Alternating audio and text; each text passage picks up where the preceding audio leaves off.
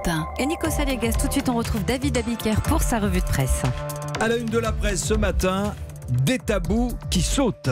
Et oui, on reparle d'un de ces tabous, c'est l'âge légal de départ à la retraite. Ou plus exactement, on essaie de ne pas en parler vraiment.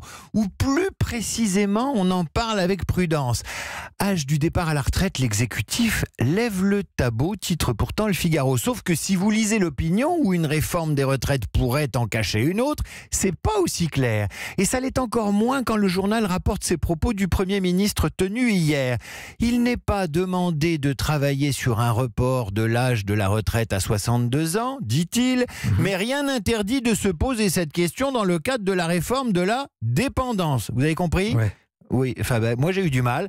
L'allongement de la durée du travail, l'âge légal de départ en retraite, on n'en parle pas ici, mais on peut y réfléchir là. Alors quand on a autant de mal à dire aux Français qu'ils vont devoir bosser plus pour financer les retraites et la perte d'autonomie des vieux, c'est que le sujet est encore un poil encore tabou. Ça tombe bien parce que des tabous qui sautent, plus ou moins, il y en a plein les journaux ce matin. Et un de ces tabous, David, c'est la violence qui s'est imposée dans la société française depuis plusieurs semaines. Il faut absolument lire ce matin l'édito de Cécile Cornudet dans Les Échos, pour qui cette violence est désormais évidente. Elle s'impose, dit-elle, en pente douce, et je la cite. Des militaires de la force Sentinelle, de nouvelles interdictions et sanctions samedi prochain. 18 semaines après l'acte 1, on en est encore à chercher à lutter contre cette violence. Violence sur les Champs-Élysées, violence sur les réseaux sociaux, violence politique, et j'ajouterais moi, violence dans la bouche de la première dame, qui parlait de violence ce matin dans vos journaux. On ouvre les yeux, écrit l'éditorialiste, pour constater que la violence est partout, et en plus, elle paye. Voyez les 10 milliards si vite accordés aux Gilets jaunes en décembre.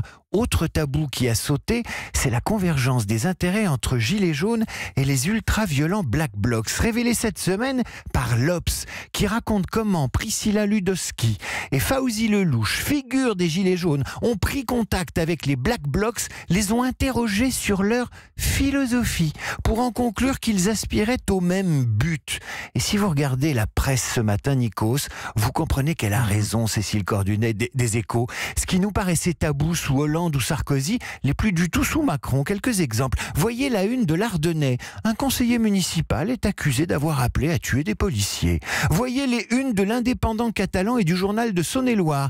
Des exercices de crise pratiqués hier à Argelès et à Châlons par la sécurité civile en cas de tuerie de masse.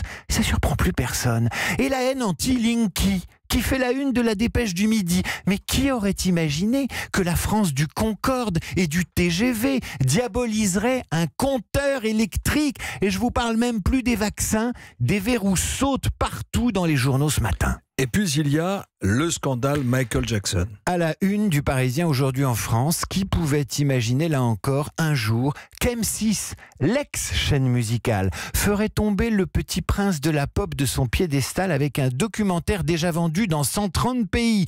2 hommes y accusent la star de pédophilie. Wade Robson et James Shevchuk, âgés aujourd'hui de 36 et 41 ans, tous deux ont rencontré Michael Jackson à l'âge de 10 ans, dommage pour eux. Et ils l'accusent de leur avoir imposé des relations sexuelles. James Shevchuk dit avoir sympathisé avec la star sur le tournage d'une pub pour Pepsi. Il était enfant. Michael Jackson l'invite à le suivre en tournée, avec l'accord de sa mère. Un soir au Crillon, à Paris, le chanteur l'initie à la masturbation. Il me disait que si on apprenait cela, sa vie serait finie et la mienne aussi. Wade Robson a lui vécu une véritable histoire d'amour avec Jackson, abusé plusieurs fois à Neverland, le ranch de la star, et il raconte crûment les baisers, les caresses et tout le reste subi pendant plusieurs années. Aux États-Unis, ce documentaire Living Neverland, interdit ce soir aux moins de 12 ans sur M6, a provoqué une onde de choc, provoquant aussi la colère de la famille et des fans, mais surtout dans le monde, explique le Parisien, le désamour a commencé. La marque Louis Vuitton a retiré de la vente tous les vêtements inspirés par l'interprète de Bad et des radios commencent à déprogrammer sa musique. La France tient bon et croit encore que les chansons sont toujours plus belles que ceux qui les chantent. Quoi qu'il en soit, demain, vous n'écouterez plus Billie Jean sans y penser. On laissera ce matin les tabous et les figures détrônées du Star System pour s'intéresser, grâce à Ouest France, à nos militaires, utilisés hier à contre-emploi dans le Finistère. À l'initiative d'une mutuelle et de l'Institut de recherche biomédicale des armées, une soixantaine de civils ont appris à gérer leur sommeil avec les TOP. Les TOP, ce sont les techniques d'optimisation du potentiel, mixant l'hypnose, la sophrologie, la programmation neurolinguistique, et elles sont utilisées depuis quelques années par l'armée. Qui aurait imaginé qu'un jour des soldats aident des civils à mieux faire dodo? À mieux faire dodo. En voilà un tabou qui saute, mais celui-là, il fait de mal à personne. Et c'est pas un tabou pour nous matinaliers. Ah bah non. Nous, on irait bien voir les militaires pour apprendre à gérer notre sommeil. Nous, on dit c'est top, hein, on prend. Merci beaucoup David Abiker pour la revue de presse.